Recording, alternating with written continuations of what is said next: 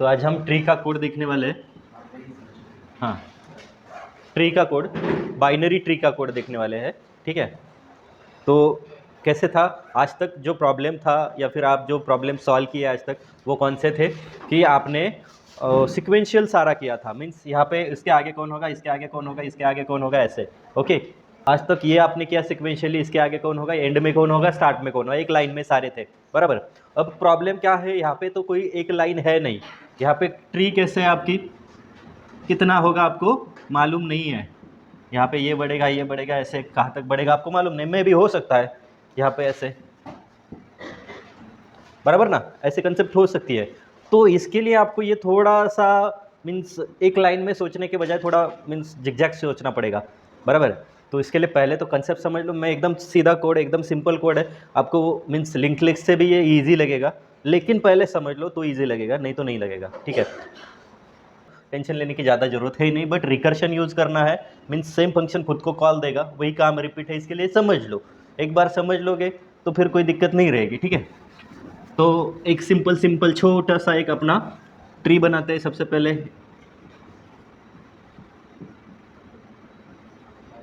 ठीक है, ऐसा बना दिया। ठीक है, सपोज ये 10 है, ये 20 है, ये 30 है, ये 40, 50 एंड ये 60, ऐसे है सिंपली। ओके, तो यहाँ पे हमारा रूट है ये 10 वाला, उसके चाइल्ड है 20, 30, और उसके भी चाइल्ड है 20 के चाइल्ड है 40 एंड 50 एंड 30 का चाइल्ड है 60।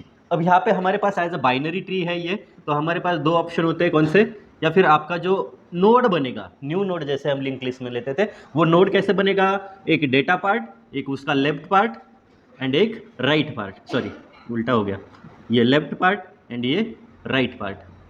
ठीक है, ऐसा आपका हर एक नोड बनेगा, कोई भी नोड हो उसको इतने मीन्स प्रॉपर्टी होगी, उसका data part, left part and right part. Okay, जब नया नोड आएगा मे बी उसके चाइल्ड नल हो, डजेंट मैटर, बट ये प्रॉपर्टी उसको होगी, बराबर।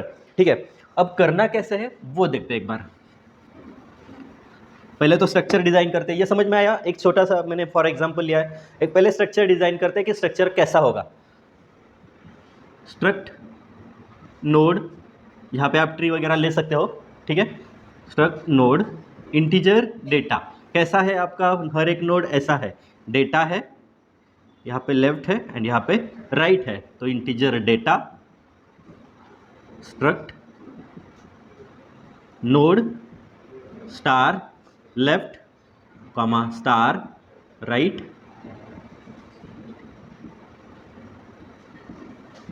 ये स्ट्रक्चर आपका खत्म हो गया। ठीक है, अब एक बात और समझ लो, हमें जो न्यू नोड आता था वो एट ए टाइम एक ही न्यू नोड होता था। यहाँ पे ऐसे नहीं होगा, मल्टीपल न्यू नोड की कॉपी क्रिएट होगी एट ए टाइम, इसलिए यहाँ पे आपको न्यू नोड रूट वगैरह देना नहीं है। क्यों, क्योंकि यहाँ पे जब आप देखते हो तो इसकी एट ए टाइम एक ही कॉपी क्रिएट होगी।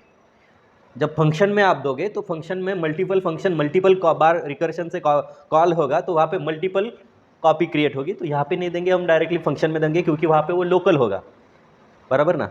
यहाँ पे सपोज आपने इंटीजर ए दिया मेन के बाहर, तो इंटीजर ए सारे प्रोग्राम में, सारे फंक्शन में, सपोज आपने यहाँ पे इंटीजर इक्वल टू 10 दिया है सबसे ऊपर हैश डिफाइन करके, तो वो 10 हर ऑल ओवर प्रोग्राम वही रहेगा। सपोज आप चेंज करते हो तो लोकल वाला मीन सॉरी ग्लोबल वाला इंटीजर ए चेंज होगा, बराबर। ए की वैल्यू कहाँ पे भी आप चेंज करते हो तो वो सारी जगह पे चेंज हो जाएगी, हमें ऐसे नहीं करना है, हमें लोकली उसको चेंज करना है। तो इसकी वजह से हम यहाँ पे अभी नहीं देंगे जो struct node star root new node वगैरह, ऐसा यहाँ पे नहीं देंगे, जहाँ पे फंक्शन में रिक्वायर्ड है वहाँ पे देंगे।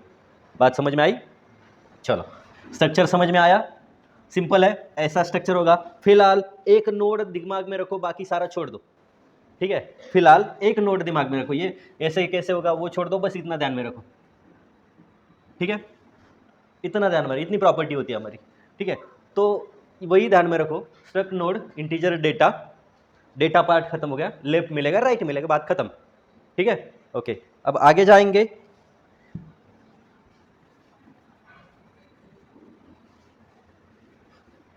तो हमने स्ट्रक्चर बना लिया, क्रिएट फंक्शन पहला हमारा, सबसे पहले फंक्शन कौन सा आएगा, क्रिएट कैसे करोगे,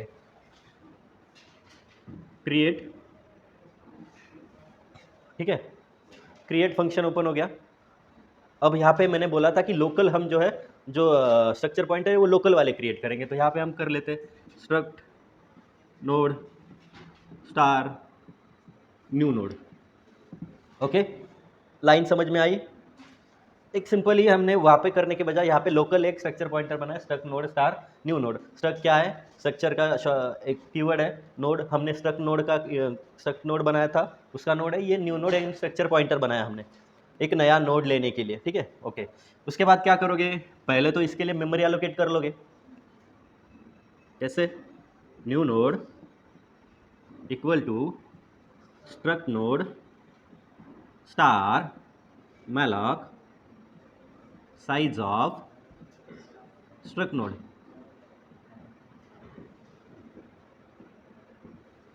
मेमोरी एलोकेट कर ली, ठीक है। तो हमने क्या किया? मेमोरी एलोकेट कर ली। तो हमने क्या किया? मेमोरी एलोकेट कर ली। स्ट्रक्चर एक न्यू नोड बनाया, स्ट्रक्चर पॉइंटर। अब उसके लिए मेमोरी एलोकेट की, क्योंकि हमें एक नोड चाहिए, उसका डेटा चाहिए, उसका लेफ्ट पार्ट चाहिए, राइट पार्ट चाहिए, इसके लिए हमने मेमोरी एलोकेट कर ली, ठीक है। ओके, अब क्या करेंगे? हम पहले डेटा पार्ट रीड कर लेते हैं, सीधा सीधा है ना। तो पहले print slash n enter new node data.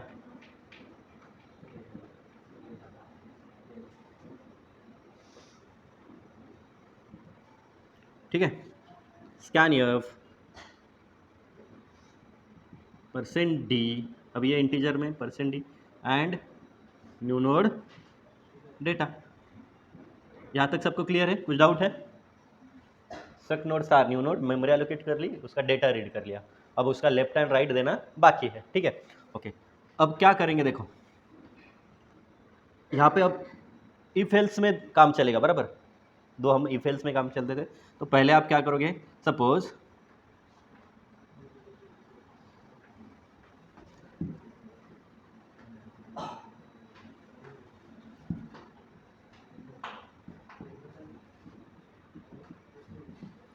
यहाँ पे इंटीजर x करना है, न्यू नोड डेटा नहीं करना है, पहले x में डेटा रीड करके लेना है, ठीक है। वैसे ही काम आने वाला है, इसके लिए x में कर लो कॉपी।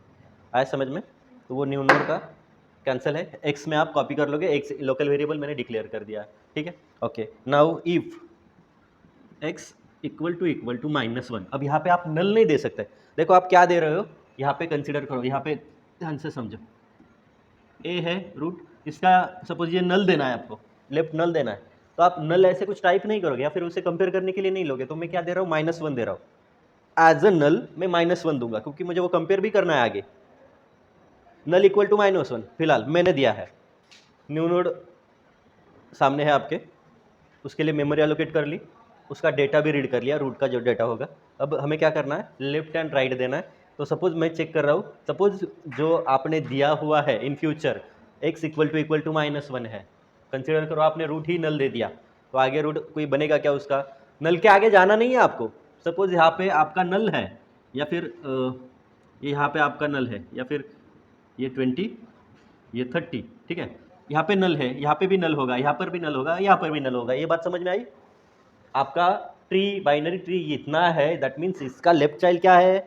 नल है 20 का, राइट भी नल है, 30 का लेफ्ट क्या है? नल है, एंड 40 का लेफ्ट भी, सॉरी 30 का लेफ्ट भी नल है। 10 का लेफ्ट कितना है? 20, एंड 10 का राइट कितना है?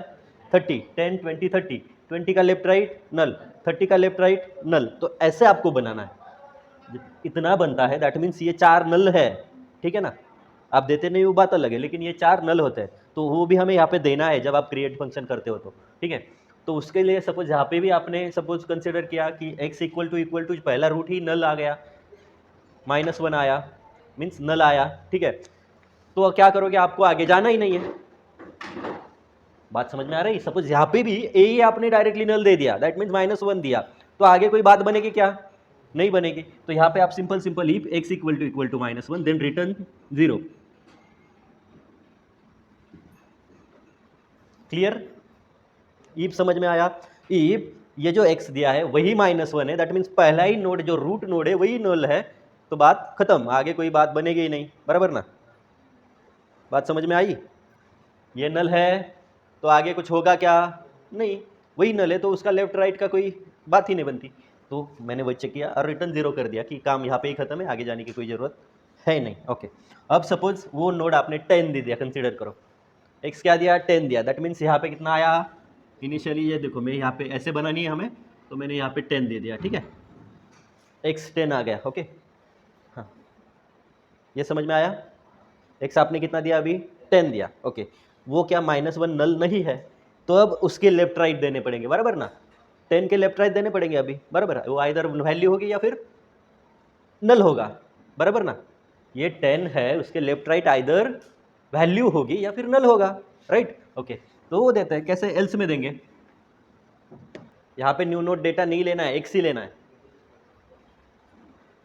क्योंकि न्यू नोड ये एक हर एक रिकर्शन में आने वाला पॉइंट है। एक सा आप कंपेयर के लिए अलग सा रखोगे, एल्स में समझ में आएगा आपको क्यों देना है। ओके, ऐसे बनाना है। आपने अभी तक 10 वैल्यू दी है, ठीक है। ओके, नाउ एल्स में आएंगे। एल्स, अब एल्स में देखो क्या करना है, पहले जो न्यू वैल्यू दी है एक्स में है, वो न्यू नोड का डेटा अभी तक सेट नहीं किया, उसे पहले कर लो।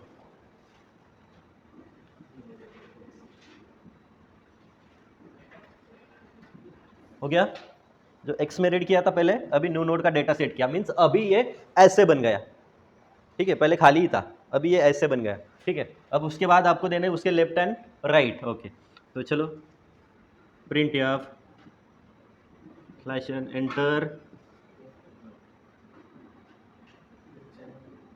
Left of percentage D x. ये क्या बोलेगा देखो, enter left of x means left of 10, enter left of 10, ऐसे आपको प्रिंट होगा। तो आपको क्या देना है, अभी लेफ्ट देना है उसका। कैसे दोगे,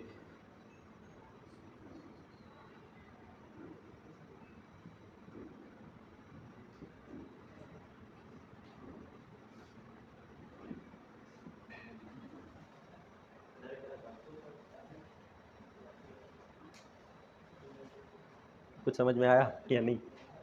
new node left equal to create, अभी ये क्या करेगा, फिर से क्रिएट के पास जाएगा, उसको बोलेगा फिर से वही रिटर्न करेगा, एक्स में वैल्यू लेगा वगैरह वगैरह।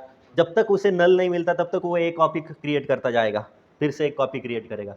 जब उसे नल मिलेगा तब वो फिर से वो सारे नल सेट कर दिएगा। ओके, बात समझ में आ रही है।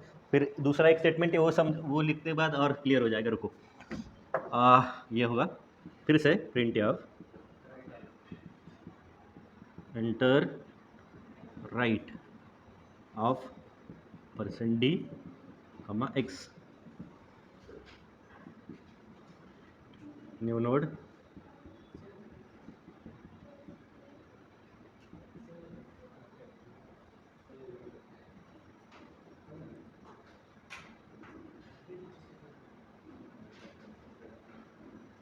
ठीक है। तो देखो पहले क्या किया, जो नोड था उसमें वैल्यू डाल दी, एक्स में रीड की थी ना, वो नोड में डाल दी, न्यू नोड के 10 हो गया।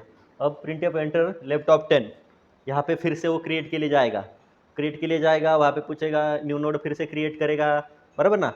न्यू नोड की कॉपी क्रिएट करेगा, फिर से नीचे आएगा, एक्स रीड करेगा। सपोज वो एक्स नल है तो रिटर्न 0 करेगा, नहीं तो फिर यहाँ पे आएगा, न्यू नोड का डेटा एक्स कर देगा। मीन्स फिर से ये जो लेफ्ट है उसके लिए कॉपी क्रिएट होगी। सपोज आप एक्स में -1 नहीं देते, कुछ दूसरा डेटा देते हो, तो फिर से यहाँ पे वो 20 आ जाएगा। सपोज 20 आपने दिया है, ठीक है, लेफ्ट के लिए क्रिएट फंक्शन को फिर से कॉल जाएगा, फिर से वो यहाँ पे इसका लेफ्ट पूछेगा पहले, बराबर ना, क्योंकि यहाँ पे पहले रूट का काम हुआ, फिर लेफ्ट आएगा। तो फिर आप सपोज यहाँ पे -1 देते हो, -1 मीन्स नल देते हो, तो वो रिटर्न 0 करेगा। उसको पता चलेगा अभी यहाँ तक ही जाना है, पीछे चलो, तो फिर से यहाँ पे आएगा, इसका राइट पूछेगा, इसका राइट क्या है, वो भी -1 है। फिर वो बोलेगा इसका टोटल काम खत्म हो गया, मीन्स जैसे आपने फैक्टोरियल किया था, ऊपर ऊपर आए, फिर से ये ऊपर आया, अब यहाँ पे लेफ्ट खत्म हो गया इसका, फिर से ये इसके राइट के लिए जाएगा। अब यहाँ पे पूछेगा what is the right of 10, आप दोगे सपोज 30, और ये फिर से इस नोड के लिए नीचे आएगा, उसको पूछेगा लेफ्ट ऑफ 30, आप -1 दोगे, फिर से राइट ऑफ 30 -1 दोगे, फिर से ऊपर जाएगा, बात खत्म।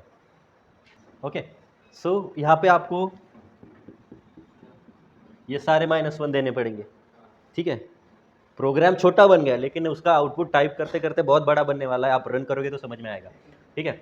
तो पहले क्या होगा, एक्स की वैल्यू रीड होगी, सबसे पहले वो इफ में जाएगा, पहले ऊपर जाएगा, एक्स की वैल्यू रीड होगी, यहाँ पे एक्स पहले 10 आ जाएगा, फिर वो देखेगा यहाँ पे -1 मीन्स जो वैल्यू दी है वो -1 तो नहीं है, तो नहीं है, 10 इक्वल टू -1 नहीं है, तो वो एल्स में आएगा, न्यू नोड डेटा x हो जाएगा, मीन्स अभी ये नोड की वैल्यू 10 गिरेगी उसमें, ठीक है। फिर उसको वो लेफ्ट के लिए भेजेगा, इसका लेफ्ट की वैल्यू दे दो, यहाँ पे वैल्यू ले जाएगी, यहाँ पे आप x में फिर 20 दोगे, ये लोकल है, बाहर नहीं चेंज होगा, लोकल के लिए चेंज होगा, तो यहाँ पे फिर 20 आएगा x में, तो वो 20 लेके वो क्रिएट के लिए जाएगा। अब फिलहाल 20 वैल्यू हो गई है x की, 10 चली गई, 20 हो गई, तो वो फिर क्रिएट के लिए जाएगा, क्रिएट के लिए फिर से न्यू नोड क्रिएट करेगा, डेटा अलोकेट करेगा, फिर सारा रीड कर लेगा, ठीक है बराबर ना। तो वहाँ पे वो आएगा, वहाँ पे वो आप 20 दोगे, print of enter the value of x, x में फिर से 20 आएगी, वो 20 है तो वो -1 नहीं है, वो फिर से एल्स में आएगा, जब तक वो -1 नहीं मिलता तब तक वो फिर से एल्स में आएगा न्यू नोड डेटा। अब वो जो सेकेंड वाली कॉपी क्रिएट हो गई ये वाली, तो उसमें आपने 20 दिया था x, तो 20 इसमें चला जाएगा। ओके, बात समझ में आई। फिर वो लेफ्ट के लिए जाएगा क्रिएट, क्योंकि दूसरा बार ये क्रिएट कॉल हो रहा है, पहले के लिए ये यहाँ तक आया था तो क्रिएट दूसरे बार एग्जीक्यूशन चालू हो गया, तो फिर से यहाँ तक आके नोड 20 डालेगा, फिर से वो लेफ्ट के लिए जाएगा, किसके, इसके लेफ्ट के लिए जाएगा, ठीक है। फिर से डेटा रीड होगा, वो -1 है तो 8 में जाएगा, नहीं है तो यहाँ पे डेटा डाला जाएगा इससे 40, वो फिर से इसके लेफ्ट के लिए आएगा, तो यहाँ पे आप दोगे -1, वो रिटर्न 0 करेगा, पीछे आएगा, फिर अब वो उसके राइट के लिए पूछेगा। अब क्या हुआ है देखो, ये इतना काम था, फिर ये इतने में आ गए, इतने में आ गए, ठीक है, समझ में आ रहा है रिकर्शन। फिर से आप ऊपर आ रहे हैं अभी, तो इसका अब ये इसका लेफ्ट हो गया ना, अब वो पहले उसका लेफ्ट कंप्लीट कर लेगा, राइट कंप्लीट कर लेगा, इसका राइट क्या है, मीन्स देखो अभी इसने यहाँ पे आपको क्रिएट फंक्शन में गए इसके 40 के, तो 40 के क्रिएट फंक्शन में जाने के बाद यहाँ पे उसको ने लेफ्ट पूछा तो आपने -1 दे दिया, ठीक है, तो वो रिटर्न 0 करेगा, मीन्स ऊपर आएगा। फिर अब वो यहाँ पे काम नहीं, इसमें नहीं जाएगा, फिर वो उसके राइट में आएगा, राइट पूछेगा, फिर से आप दोगे, अरे वो भी -1 है, ठीक है, समझ में आया।